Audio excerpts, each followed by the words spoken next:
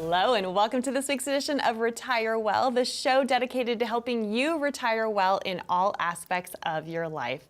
I'm your host, Kristen Oakley, and joining me in the studio are two members from Citizen Advisory Group. We have Kevin Bucher, who is the owner and a financial advisor, and financial advisor Pete Samanok. Pete, Kevin, great to be back with both of you. Always a privilege to be here. Yes, thank you, Kristen. Love it. Well, thank you. I love this time with you. I know our viewers do as well. You've been hearing from a lot of folks that they watch and tune in every week, and I think it's really a testament to you all and the culture that you've developed at Citizen Advisory Group. Yeah, we do a lot of things throughout the year where we're educating the community about some of these different retirement topics. So the show is just another avenue for us to be able to do that. So yeah, we've gotten tremendous feedback from our community, and we really enjoy doing it. Yeah, this feels like the opportunity just to give back, and it's really what makes our jobs worth it. Absolutely. There's a lot of things going on right now. People need help. Right? They do need help, and that's a really good point, Pete, because I think a lot of folks are nervous out there, especially because it's an election year, and that ties in really well to what we are talking about today. We are going to be talking all about legislative risk. What is it? Why does it matter? What does it mean to you? So let's get to it, shall we? So first up, legislative risk. That sounds like a very fancy term, right? But what does it actually mean?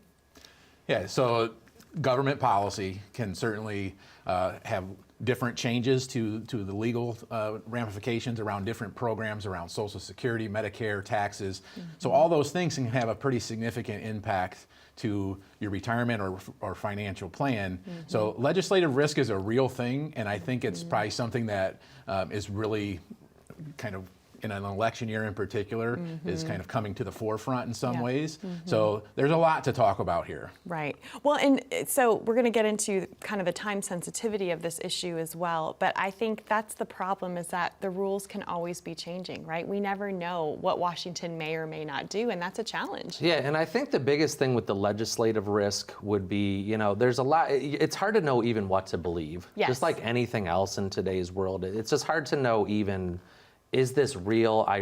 There's so much information online, on the news. You listen to 5 different news stations, you're hearing 5 different stories. So you don't even know what to believe. Right. I mean, the legislative risk is, are they going to cut Social Security? Are they going to reduce Medicare? Is that a left-wing talking point? Is that a right-wing talking point? We're just so inundated with information. I just think a little education in this space around how these things actually work goes a really long way, and that's what we're aiming to kind of flush out today, hopefully. Yes, absolutely. Well, to your point, there's so much noise out there, and I always think it's important to remember that when we're watching the news and we're listening to political pundits, they're trying to make political points, but they're not offering sound financial advice, and they're certainly not offering personalized advice for you and your situation, right? So that's again that sets you guys apart, is we have to kind of sift through the noise, kind of help make sense of it where we are now, but then you get to take it further and really develop customized plans one-on-one that can help folks navigate whatever challenges they're facing. Yeah, we have to take that information,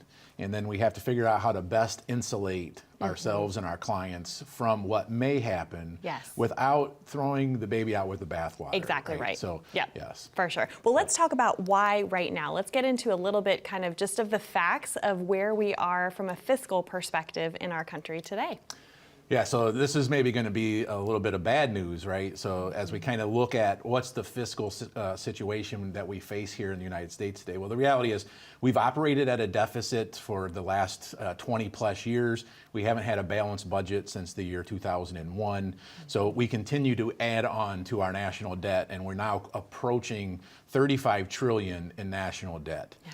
So I just saw back in June an article that came out from MarketWatch where the interest on our debt has now surpassed the defense budget. So we're spending more just on the interest on our debt than we are on our national defense. That's scary. Yeah, that's so that really is a terrifying. scary thing. Yeah. So when you look at the 4 big line item budget items for the United States, we've got Medicare, Medicaid, Social Security, the defense budget, and then the interest we pay on that debt. And those 4 things alone are more than the tax revenues that we're generating. So basically, we're spending more on just those 4 things than we are in income that we're making. So that doesn't leave any room for programs like the IRS, the SEC, the EPA, and many, many other things. Right. So it doesn't look like we're going to get out of this deficit spending situation any time in the near future. So what does that mean then to consumers or Exactly. individuals and citizens in this country? Right. And that's what we want to try to get out ahead of. For sure. So that's the big question, right? What does this mean for you based on where we are currently in our economic situation? So what would you say to someone who's sitting there going, yeah, what does this mean for me?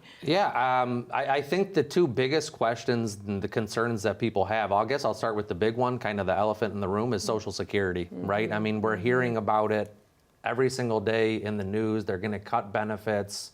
You know, this party wants to cut benefits. It's insolvent, right? It's due to They might delay the retirement They might age, delay right? retirement age, right? We might be getting 70% of the promised benefit. And, you know, we try to do a good job at our firm of not scaring people, you know, trying to stay logical and kind of level-headed. But the reality is these are scary things, and you have to be prepared for what that might mean to you. You know, if that is the case, legislative risk is something that's, for the most part, completely out of our control. You know, you're not going to be able to control that when they decide to make these changes, Right. if they decide to make these changes. And really, we've kind of taken a look back at our office and said, instead of us just kind of burying our heads in the sand and saying, you know, they're never going to do that.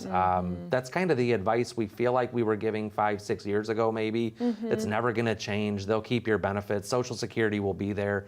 No, we think we need to actually take a good hard look at this and say, how do we insulate ourselves against the potential Right. decrease in Social Security benefits? Yeah. And that's the hard part, right? Is we can only go with what we know. And we don't know what's going to happen 5, 10, 15.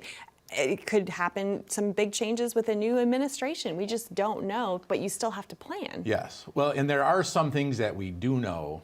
And we'll talk about this maybe later on in the show, but you know, there's a 4-letter word. It's the nasty 4-letter word of our government spending situation, and it's math.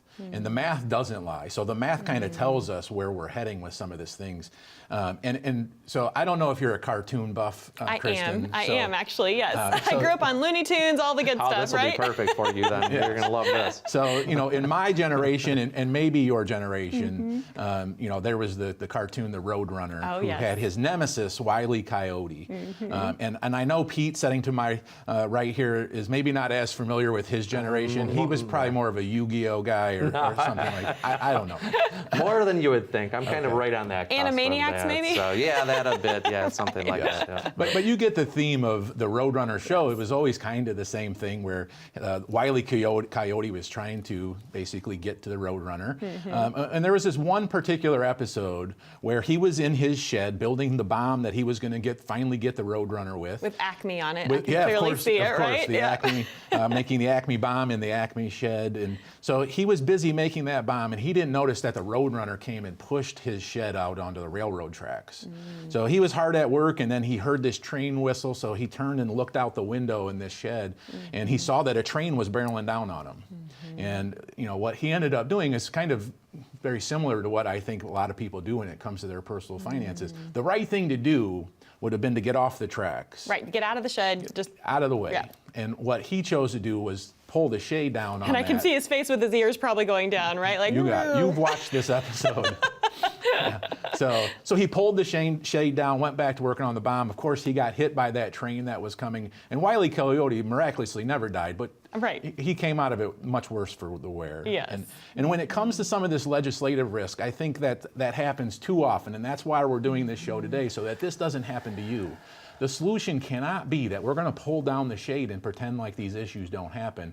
We have to start taking the steps to get off of the tracks. So we're offering a complimentary written financial plan for callers from today's show, so we can start to take the necessary steps to get you off those tracks, because there is legislative tax train coming, and we've got to take the necessary steps to get off the tracks. Absolutely. Well, I know we're going to get more into the details of what all is included in that complimentary written financial plan. So, Kevin and Pete, thank you so much. To our viewers viewers at home, if you are concerned about what's going on out there and you wonder, what does this mean for me? What plan do I need to have in place so that I can be insulated from whatever may or may not happen in the future?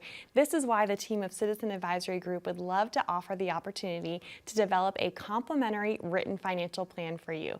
Now, this is for no cost, no charge, no obligation. It's simply an invitation to have a conversation to see how they can help and serve you. We know you have questions, and they would love to be able to give you the answers you need for your individual situation. To claim your complimentary written financial plan, simply call that number you see on the bottom of your screen, 866-630-1675.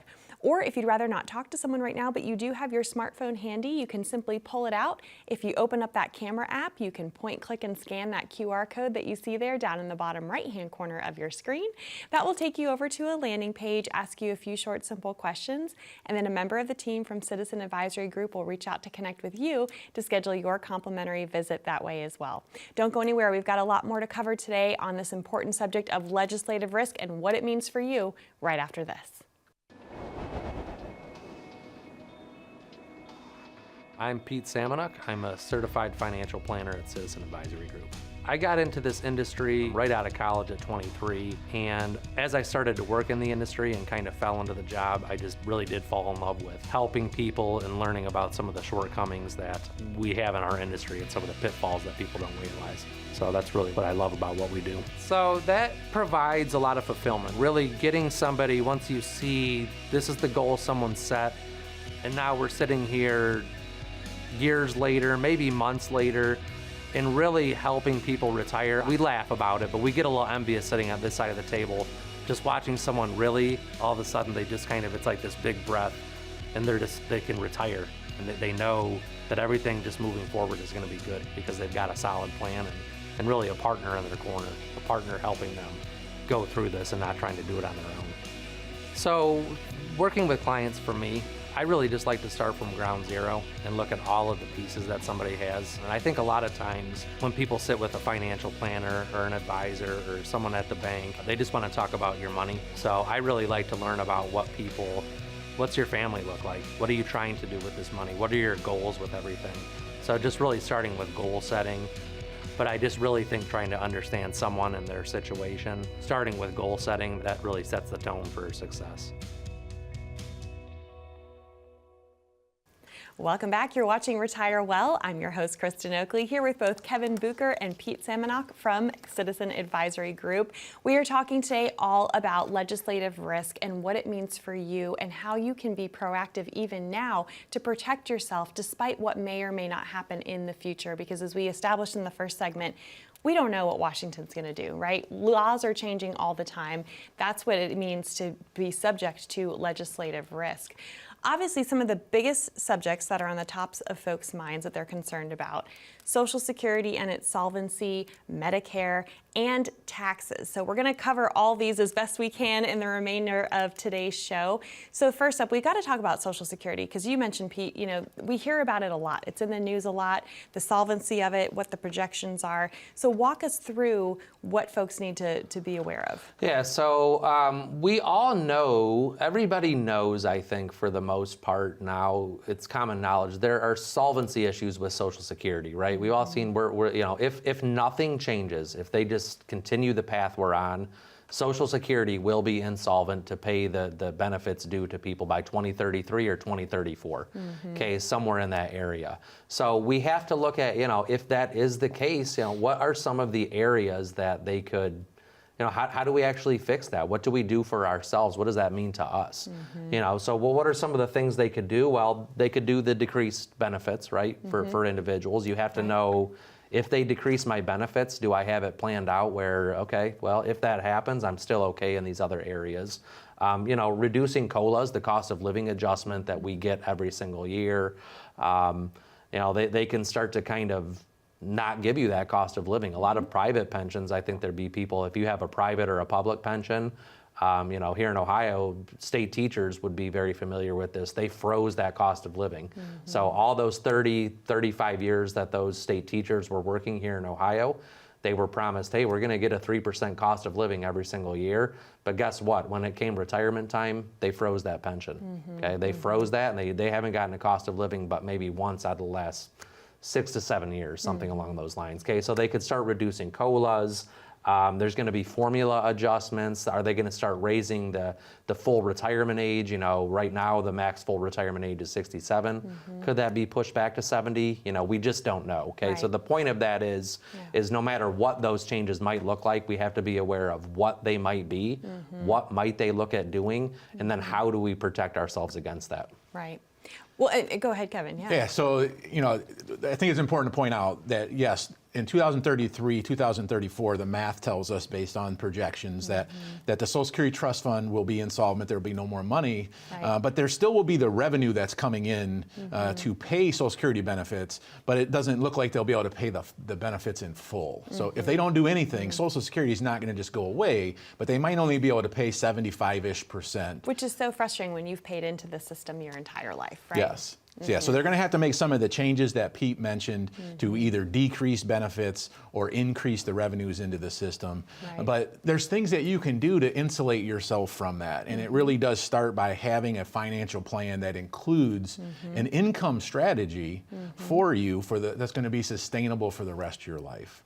So when you're looking at your Social Security and the potential cut for that, now we don't expect that there's going to be this 75% payout of benefits to individuals in 2034 that are already collecting their benefits. Now, we certainly can't guarantee that, so we have to take the necessary steps and model what your income will look like so that you do have the sustainable lifetime income to fill that gap that might be caused from that window.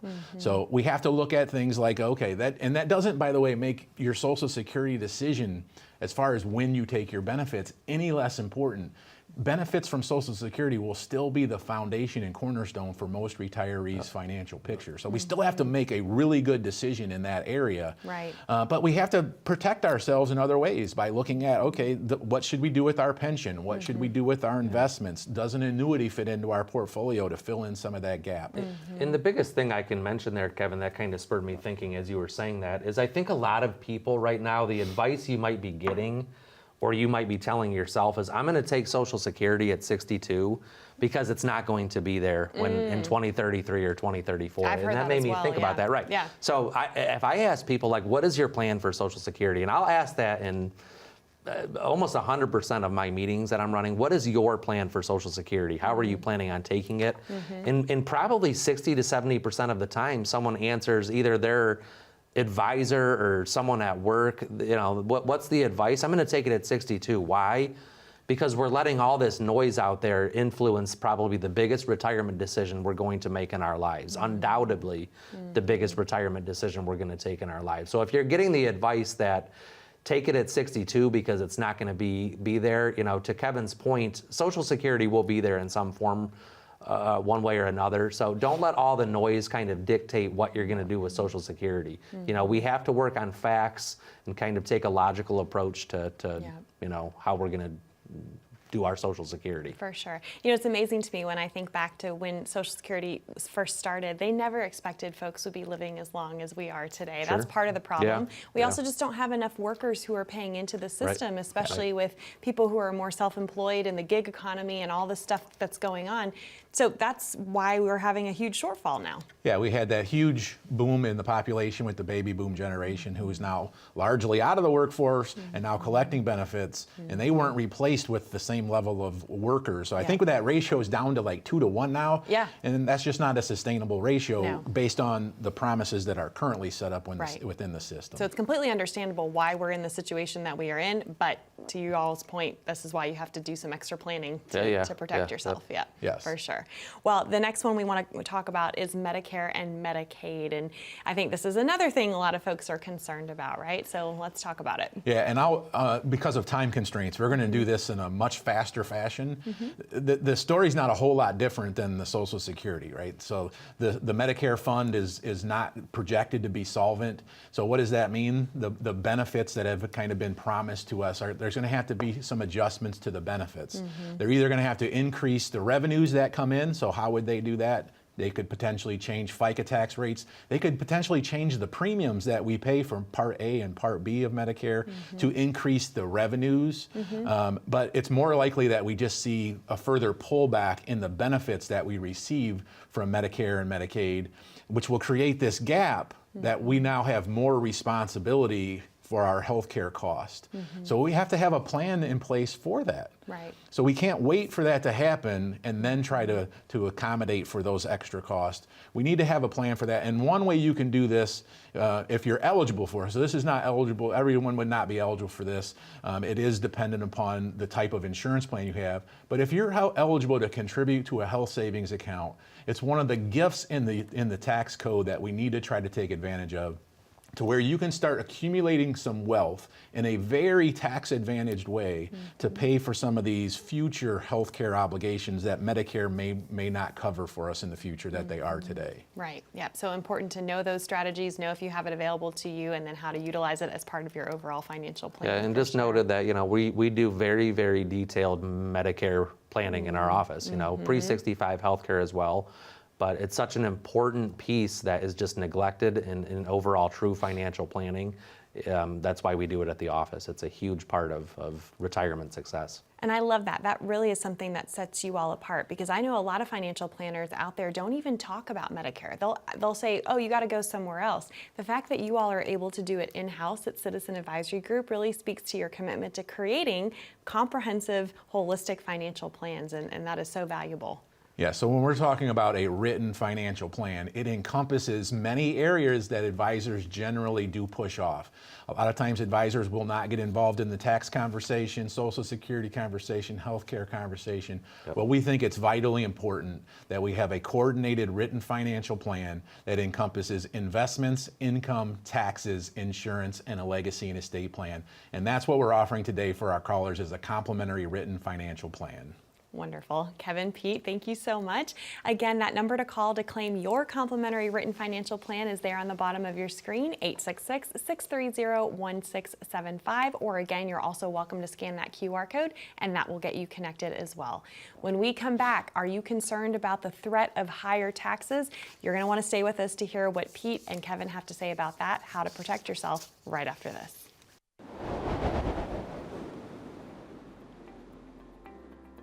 I have a bachelor's degree in education. I spent the first part of my working years teaching. I left the teaching world and went into a family business endeavor that eventually led me down to the financial services world. And there really is a lot of overlap between the two, taking comprehensive topics and breaking that into common sense, easy to understand framework, whether that was in the classroom or now in a meeting room with clients. There was a transition, but some of the skills from the education world transferred very well over into the financial world. By and large, people are very confused about the financial planning process, and oftentimes they kind of settle for the default outcome of that, of not really having control. One of my favorite parts of the process is putting the solutions together and then presenting that back to the client and seeing maybe some light bulbs going off to understanding things that maybe there wasn't a great understanding of before. Setting goals, working towards those goals, and helping them along this journey to having a more successful financial outcome. I do have an oversight role as well, where I'm overseeing other advisors. We work very well together in a collaboration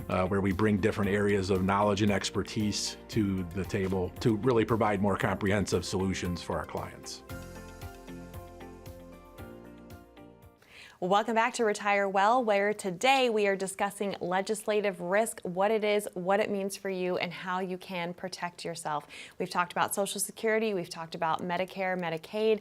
It's time now to talk about taxes. And I don't know about you guys, but I have yet to meet someone who thinks that taxes are going to go down. Yeah, Most folks are really afraid they're going to go up, right? Yeah, that was the main point I was going to make. I think if you asked 100 people on the street where taxes are going to be in 5 years, you'd be hard pressed to find someone that says, I think tax rates are going to be lower. So. Yeah. Well, and not only do most people believe that taxes will be higher in the future. We actually know that they're going to be higher in the future, even if there's not any action taken. So the Tax Cuts and Jobs Act that was passed into law in 2017 is set to expire after 2025. So in 2026, we're going to be reverting back to the old tax code. And for many people, that will have an automatic increase to your tax liability. The 10% tax bracket, for example, is still going to be the 10%. So if you're in that income range, you're kind of somewhat insulated from that risk. But if you're in the 12% tax bracket, your tax rate's going to go from 12 to 15, a 3% jump. And I won't go through each and every of the tax brackets, but most of the brackets are set to increase in 2026. At the same time that we're likely also going to see the standard deduction go from a very high level that it is today back down to where it was pre-Tax Cuts and Jobs Act. So more of your income is going to be taxable at higher rates. So we know that this tax train is coming. Yep. And again, we can't do like Wile E. Coyote did and pull that window shade down. We've got to start taking the steps to get off of the tracks. Yeah. So what do folks do? You know, from a strategic standpoint, I know we only have a couple minutes left in today's show, but what do they do with that? Yeah, I mean, we're getting a little bit redundant here, but that's because it's planning, right? I mean, we have to have a plan for these things that are potentially coming. Going back to legislative risk, we have to have a plan for the potential changes that they could make. And look, when they make those changes, I don't think you're going to see anyone campaign on, hey, we're going to hold higher tax rates, right? I'm going to have higher tax rates. No, most likely those changes are going to come shortly after elections, and they're just going to do really what's necessary to get this budget kind of back in order. And really, if they don't by about 2030, 2031, we're slightly at the point of no return. So to some degree, you know, a lot of experts would say we're pretty much going to be forced. We're going to be forced to have higher taxes to get things back on track. Right. So you need to have a plan for it. You need to be proactive on it. Taxes cannot be looked at in the rearview mirror. We have to be looking forward on taxes. Yeah, so there are specific things that you can start doing today to start to de-tax your retirement. So those are going to be things like moving money out of traditional IRAs and 401k accounts into Roth accounts so that you are doing Roth conversions and moving the money out of the tax train's way. So that can't be done without doing a lot of detailed work to see to what level that makes sense for you, because it has to be very strategic in the amounts you do. So we have to have a Roth conversion plan.